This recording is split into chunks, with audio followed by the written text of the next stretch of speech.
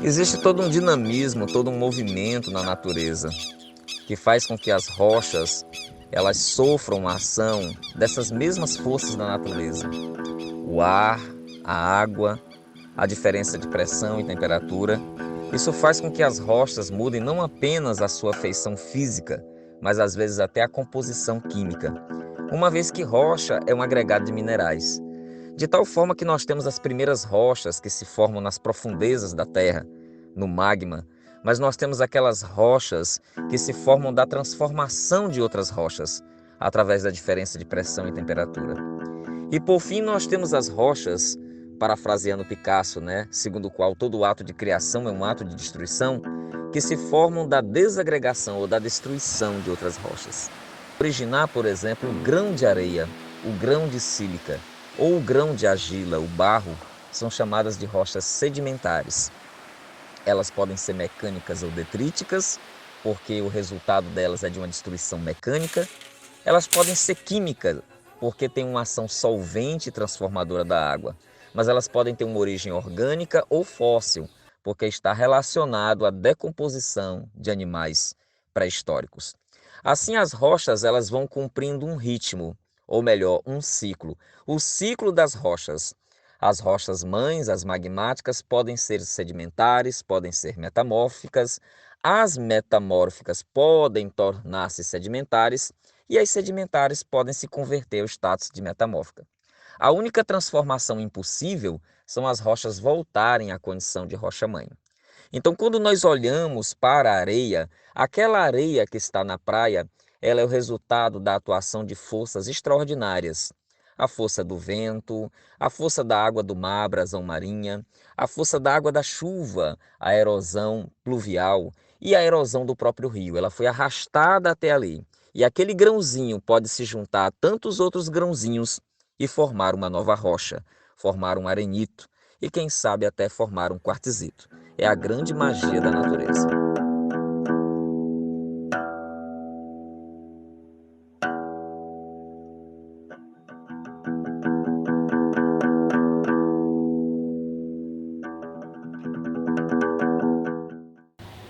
Memória, areia, são um é um conceito, o conceito de memória, e o outro diria que é um elemento natural, um elemento da natureza. Mas se nós formos fazer uma comparação entre essa categoria conceitual, que é a memória, e este, digamos assim, elemento natural, nós vamos encontrar aproximações, a considerar que a memória ela é o ato de lembrar de um ser humano. E o ser humano é um elemento da natureza, assim como a areia é este elemento da natureza.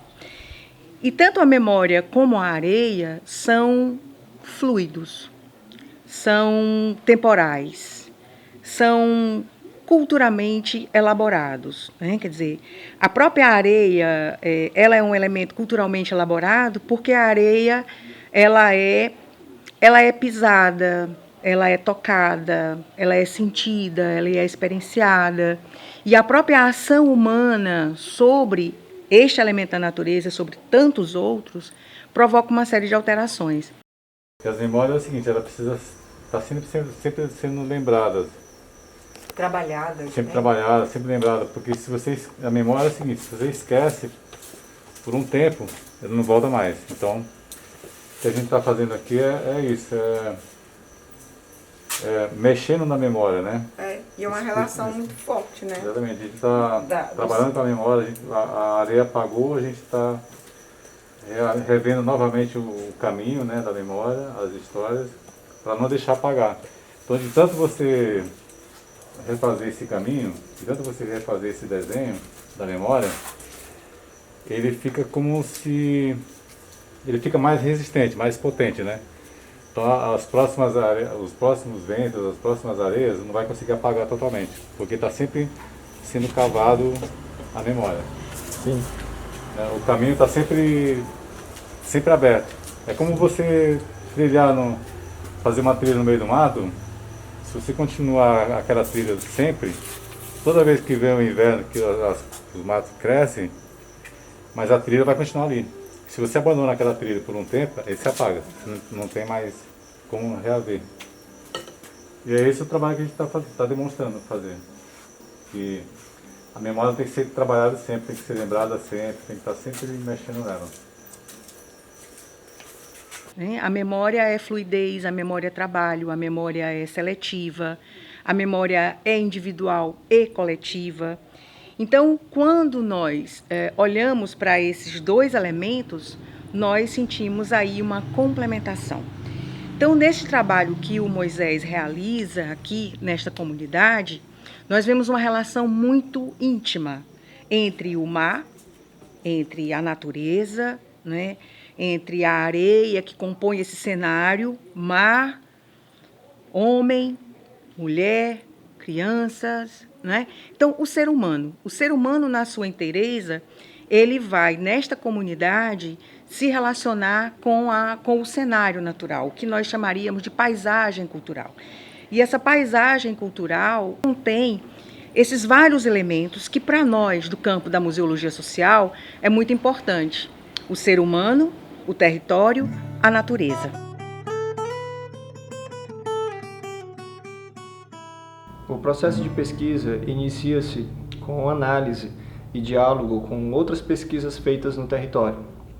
Então, doutora Áurea e doutora Cássia, elas têm mais de 10 anos dentro desse espaço do Polo de Pesquisa da Universidade, que fica aqui na Vila Bairro, Coqueiro da Praia, na Praia do Coqueiro, em Luiz Corrêa, região litorânea do Piauí. Bom, nas pesquisas feitas pelas mesmas, chegamos à existência de um cemitério intitulado Cemitério dos Anjos. Esse cemitério ele passa por duas nomenclaturas antes de chegar em Cemitério dos Anjos. Inicialmente era chamado de Zé de Sulino, que foi um primeiro corpo encontrado no mar pelos pescadores da região. E depois foi chamado de Cemitério dos Afogados. Com o tempo, havia um problema de natalidade na região, que as crianças, com poucos meses de nascida, elas vinham a óbito, devido a uma falta de conhecimentos no pré-natal. Então, eles não tinham acesso a essas informações, os moradores, e as crianças acabavam indo a óbito.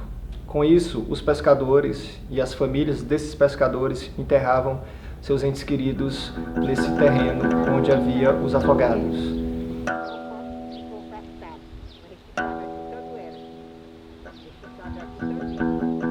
Ele foi construído assim para enterrar os anjinhos.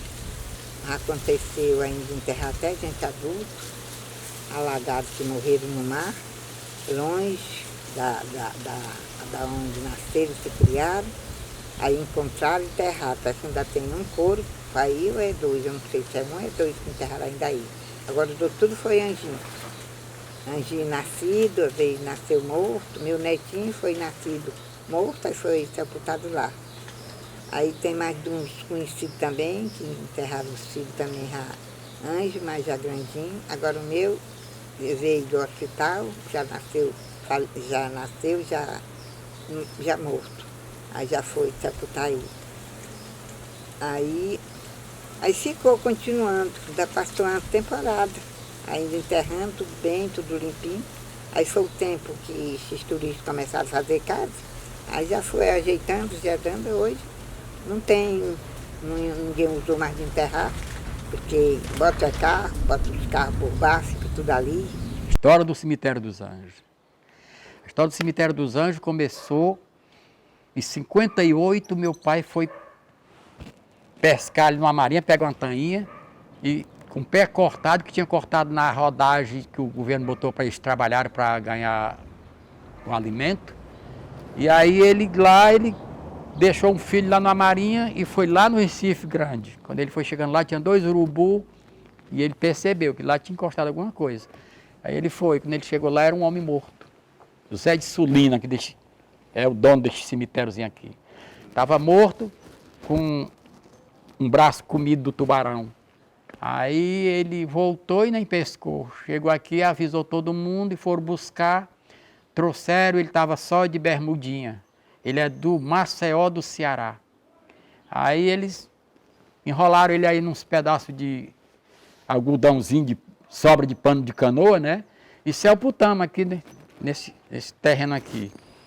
E daí por diante a gente começou a botar anjo que ia morrendo lá perto do Zé de Sulino. Então estava um cemitério. E morreu alguém também no Ceará, encostou para aqui, no farol, aqui mais para baixo. E o pegando e o botando. Então tem uma razão aí de um... eu não sei bem contar, mas tem de uns 4 a 5 pessoas adultas aqui sepultadas, né? Agora eu esqueci a data, mas eu achei um lá dentro do mar, em 10 braços de fundura descendo, é o Antônio Gomes Patrício. Trouxe rebocando e sepultei aqui no cemitério. Eu tenho um filho sepultado também, que morreu na barriga da mulher e quando nasceu morto. E aí ele nasceu pequenininho, depois que ela conservou de remédio, ele enxugou, ficou murchinho. Botei dentro de uma caixa de sapato e a gente sepultou aqui. Então era o cemitério dos Anjos, o cemitério do Zé de Sulino, e o povo chegaram aqui e invadiram. O que eu sei do cemitério, quando eu cheguei aqui nessa terra, em 67, já existia aquele cemitério, simplesmente com um túmulo, com uma cova, não era túmulo, uma cova, rodeado de pedras, e ali o povo da comunidade dizia que tinha sido um homem que tinha encostado lá no Recife, morto, e eles trouxeram e sepultaram ali. Dava-se o nome José de Sulino, e colocaram o cemitério José de Sulino. E dessa década de 67, até 70, por aí, até 80, tinha uma mortalidade infantil, crianças que nasciam com 7 dias, faleciam. Eu acho que toda a comunidade tinha anjinho sepultado ali, dessa época. Por mim, passaram 2 filhos. Um de 7 dias, uma menina, primeiro parto, normal em casa. E o outro, o último, cesárea. Porque aí eu já tinha tido 8 filhos. Do cemitério que eu conheço, era só de anjinho, né?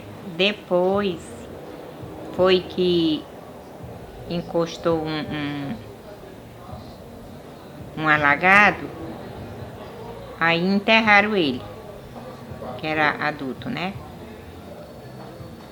E, inclusive, eu tive um filho de tempo, 9 meses, só que ele nasceu morto. Aí, como o cemitério que enterrava as pessoas era longe, eles acharam melhor enterrar mesmo aqui, porque era anjinho pequenininho, colocaram dentro da caixinha e enterraram aqui mesmo, aqui no cemitério. Mas era mesmo só de anjos e meio. Minha mãe teve 7 filhos, né? Aliás, teve 8, faleceu uma, né? Que é enterrada no cemitério, hoje conhecido como cemitério do pescador. Antigamente tinha o outro nome, né, que era cemitério, se eu não me engano, do Zé Sulino, que foi o primeiro pescador que faleceu lá, né, que enterraram. E a história do cemitério é uma história que geralmente acontecia, antigamente, como não tinha cemitério na região, aí aquelas pessoas passou a ser conhecido como cemitério dos Anjos, porque as pessoas passaram a enterrar os anjinhos lá, né?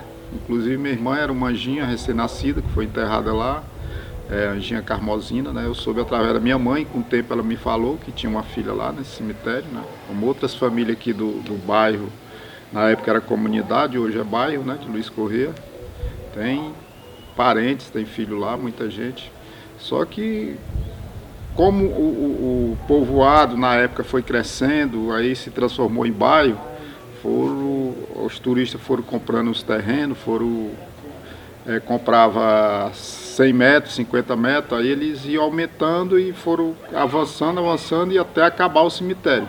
Foram colocando um muro, aí logo depois construíram um calçamento do lado lá, e o cemitério hoje ficou ali um terreno pertence ao cemitério, mas Não, para as pessoas ali não existe mais cemitério, porque não tem nada que diz que ali é cemitério mais, né? Hoje serve de estacionamento. E com isso eles passaram a batizar de Cemitério dos Anjos.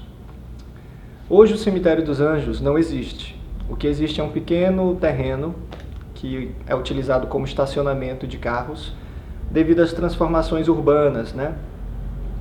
Então, as casas foram tomando espaço. Hoje temos muitas mansões, casas de veraneios, e aí elas acabaram ocupando esses terrenos iniciais da formação dessa vila de pescadores. O objetivo é dialogar com a população, com os moradores locais, sobre a proposta da construção de um monumento, uma escultura, um monumento tridimensional, que seria construído com uma praça como um espaço de sociabilização para a comunidade. Então, assim, esse monumento ele funcionaria como um evocador de memórias e como um instrumento de educação patrimonial, com respeito aos mortos, com respeito aos habitantes que ali construíram suas vidas, suas famílias. Bom, para chegar à construção desse objeto tridimensional, o tema, as pesquisas que foram feitas no diagnóstico do território, chegamos à conclusão de construir uma família. Então, representamos essa escultura com uma família de pescadores, onde acima temos o pescador, temos a mulher do pescador e os filhos, aqui representados como anjos. Esses anjos se encontram num barco, porque o barco ele faz a referência à localização, né, por ser uma área de pesca e por ser filhos pertencentes a pescadores que construíram suas vidas por meio da pesca. Abaixo do barco temos duas mãos que representam Deus, Deus sustentando o barco, segurando essas almas em formatos de anjo, né, conduzindo elas ao plano além do material, né, no sobrenatural. Abaixo da mão, nós temos uma coluna cilíndrica que lembra um poço, com texturas de pedras. Essas pedras é uma referência à Praia do Coqueiro, devido aos corais. Então, na maré baixa é comum a gente perceber os corais, então tem as pedrinhas. Então, foi colocado as pedrinhas como essa referência de territorialidade, como essa referência de território. Abaixo, na parte que sustenta a coluna, nós temos alguns peixes formando um círculo de idas e vindas. Esses peixes representam a própria vida. A vida é um ciclo de transformações, né? Um ciclo de idas e vindas. Então, após feito o esboço, o desenho, houve a necessidade de procurar personagens que tivessem alguma ligação com o cemitério. Personagens vivos que tiveram parentes enterrados nesse cemitério. Chegamos a entrevistar alguns moradores e, em especial, selecionamos um representante do pescador, um representante da mulher do pescador e um representante do filho do pescador. Então, fizemos um trabalho audiovisual, pequenos filmes sobre o pescador, seu Antônio da Laura, a mulher de um pescador, Dona Zila, e o filho de um pescador chamado Pedro. Cada representante foi feito um filme. Desse filme, nós construímos pequenos documentários. Esse documentário foi compartilhado com a comunidade, né? Utilizamos a própria igreja para divulgar esse material com várias pessoas.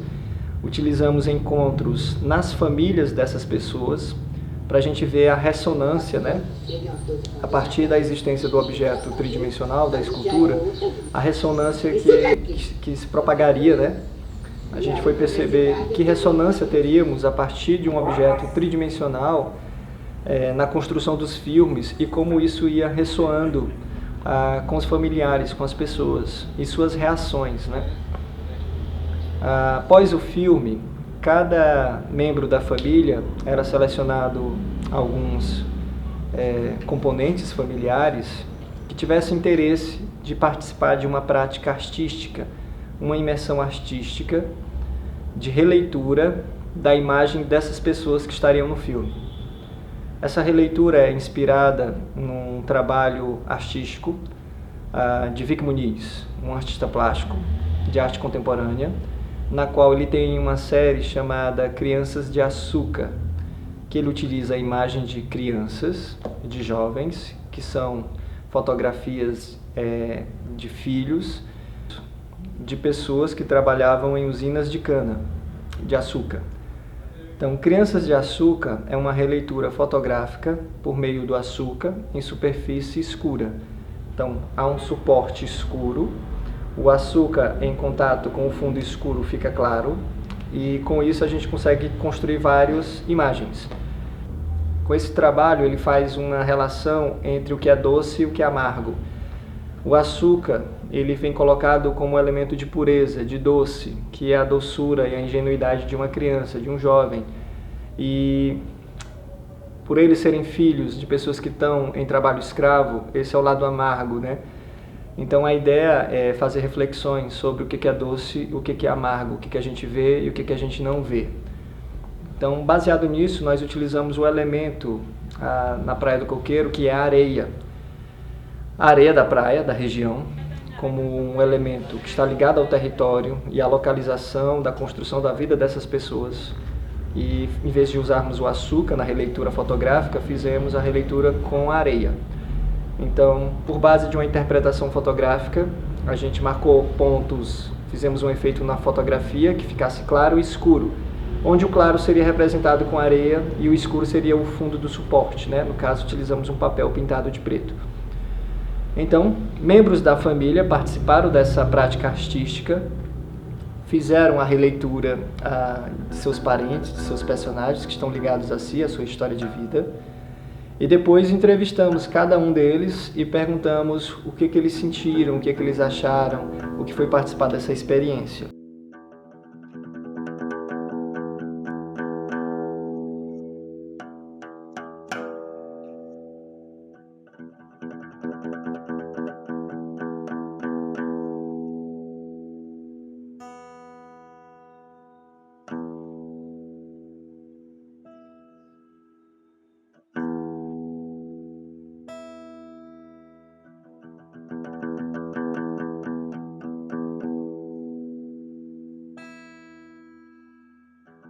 Né, o que eu senti, que eu até me emocionei, é o seguinte, porque apesar, Moisés, né, que a gente ser uma comunidade de pescadores aqui, que o Coqueiro é uma comunidade de pescadores, mas infelizmente está se acabando isso, não é verdade?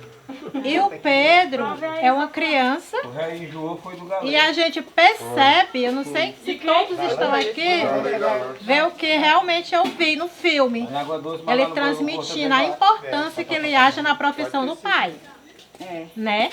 Isso eu achei muito lindo dele. E como todo mundo já falou do seu Antônio, eu achei muito lindo, porque eu lembrei muito do meu avô. Eu nunca vi assim, que nem a gente viu ele pescando essas coisas, mas eu via meu avô sair para pescar, eu vi ele chegar, entendeu? E eu lembrei muito, eu achei muito lindo. E também assim, nós aqui da família, nós estamos sendo privilegiados, porque assim, eu nunca vi uma coisa dessa, assim, com a pessoa viva. Por que nós estamos sendo privilegiados? Porque nós estamos assistindo essa história da Mãe Zila com ela perto de nós. Porque eu nunca vi, eu nunca assisti, eu já assisti depois que a pessoa se foi, entendeu? E eu quero agradecer muito o Moisés por ele estar dando essa oportunidade para nós, de nós estar assistindo a história da nossa avó com ela pertinho de nós. A gente está vendo ela, a gente poder abraçar ela. Porque eu já vi famílias assistindo, eu já assisti, mas com a pessoa que já se foi, que isso é muito triste, né? É importante ressaltar que histórias contadas são histórias vividas. E a história da mamãe eu me orgulho muito, porque é algo que vai ficar marcado na história, né? Agradeço também por esse tempo de ter a internet. E um momento que eu posso mostrar para as minhas futuras gerações, né? Meus filhos, netos, bisnetos, se Deus quiser eu vou chegar lá.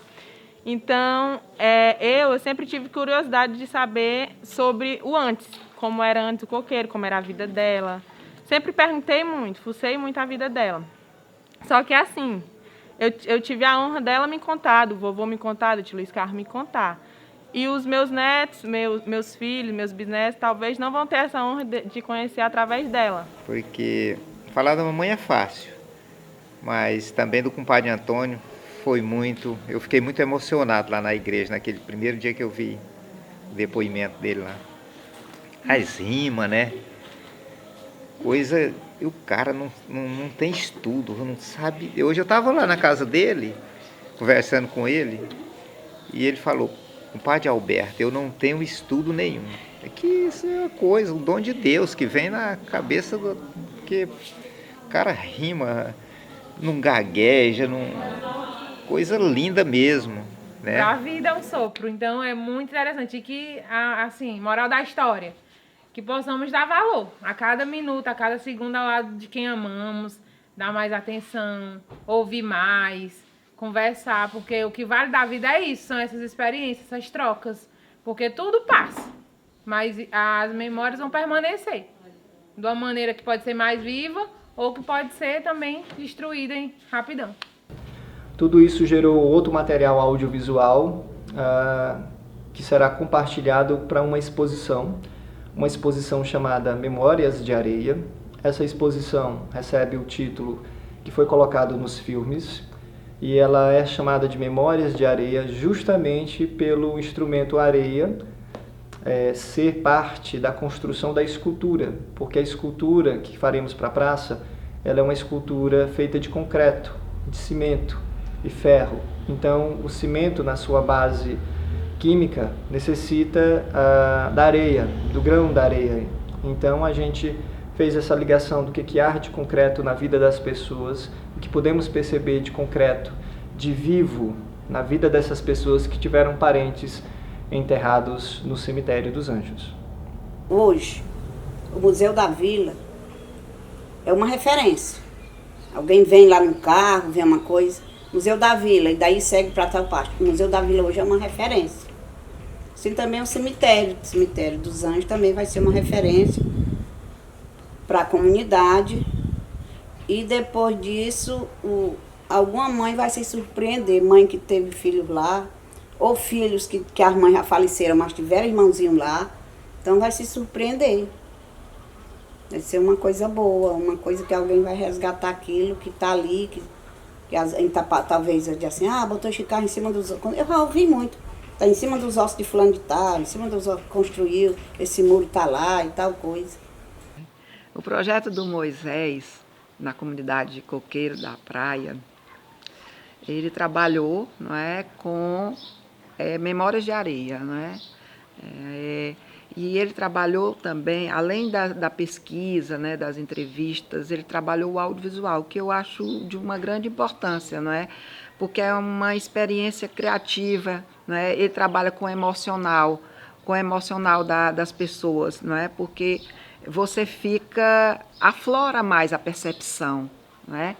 Então, ele, depois de contato, dia a dia, ele foi escolhendo as pessoas ligadas ao Cemitério dos Anjos, não é? Que é um outro trabalho. Na verdade, não é um outro trabalho, está tudo interligado, né?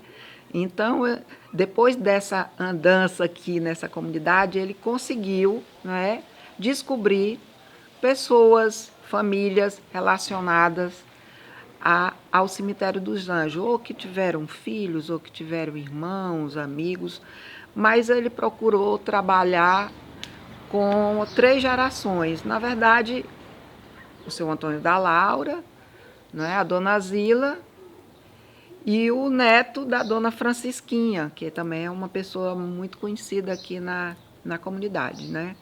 Então, eu acho que a produção audiovisual para esse trabalho, ele aflora o emotivo das pessoas, não é?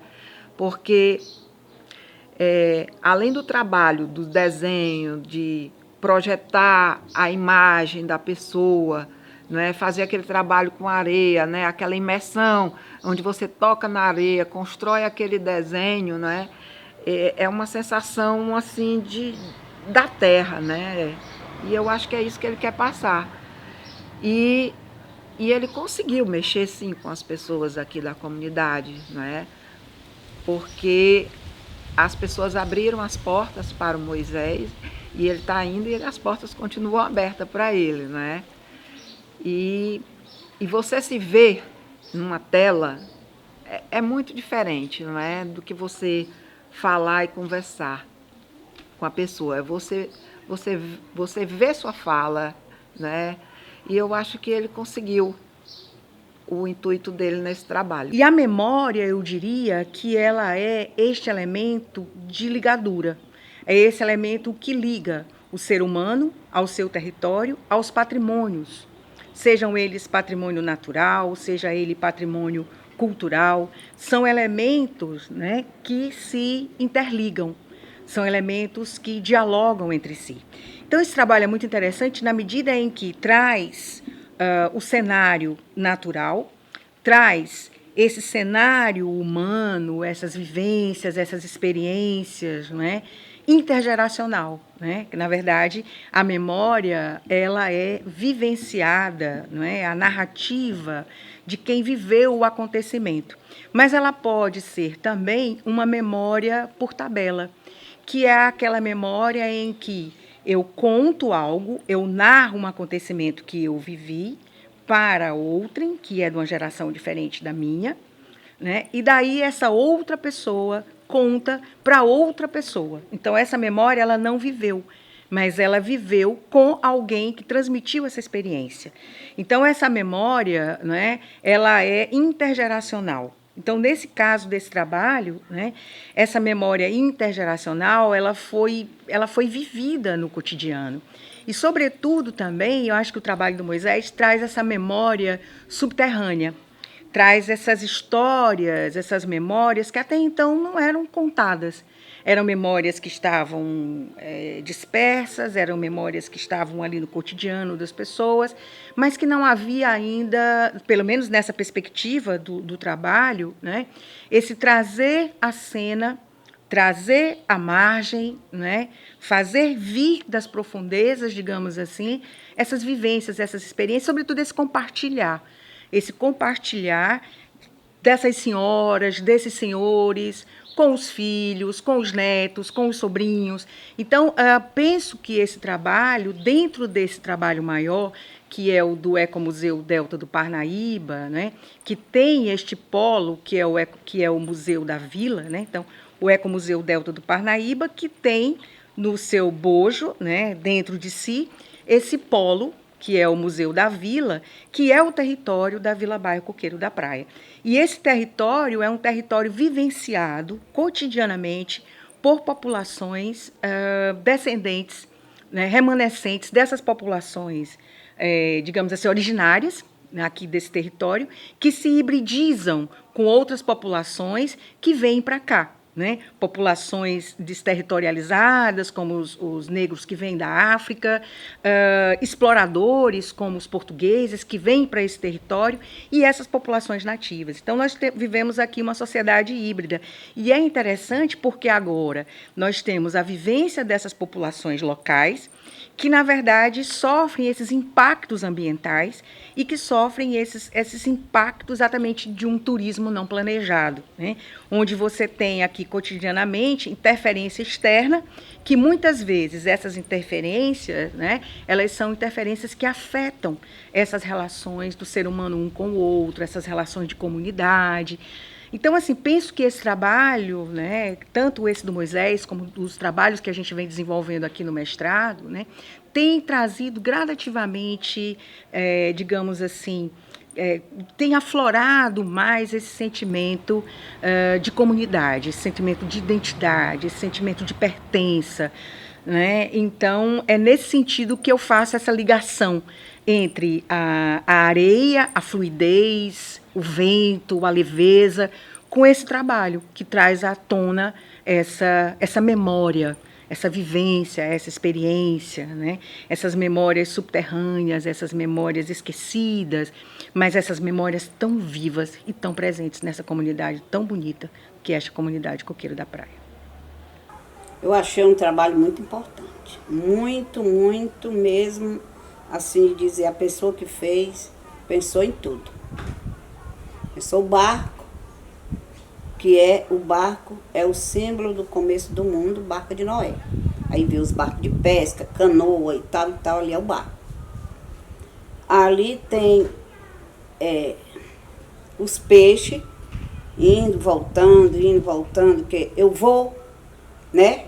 Eu vou fazer a minha viagem, alguém vem, e eu vou e volto, e desse jeito, sucessivamente. Aí tem o pescador, o homem simbolizando o pescador, a mulher simbolizando a mulher do pescador, e os anjinhos, né? Aquelas pessoas por detrás. Talvez simbolizando os anjinhos, que a gente sepultou lá.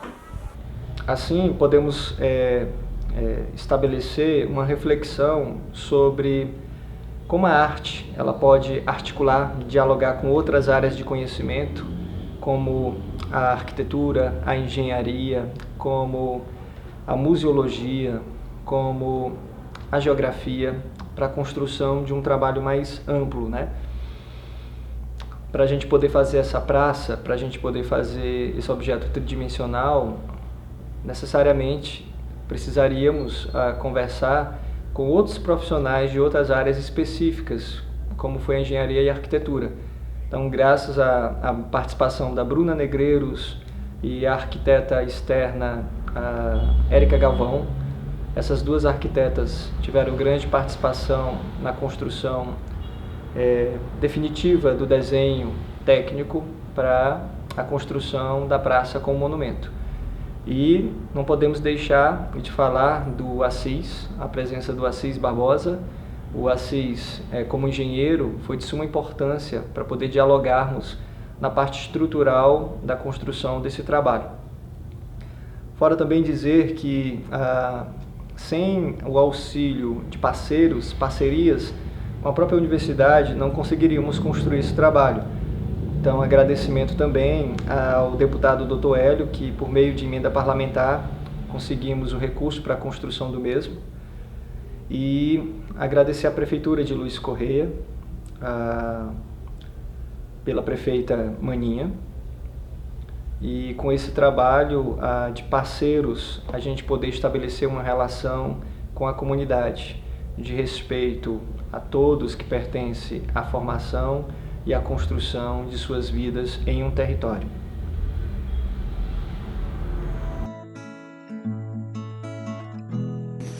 Tá derramando aqui. Ai, que dó. Você quer botar isso aqui? Personagem que foi revelado, essa história para nós já foi registrada.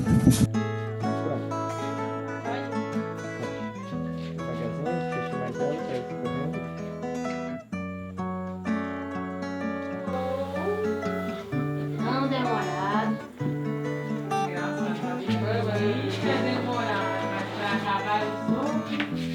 Vai guardar aí. Canal. Só tem profissional de canal.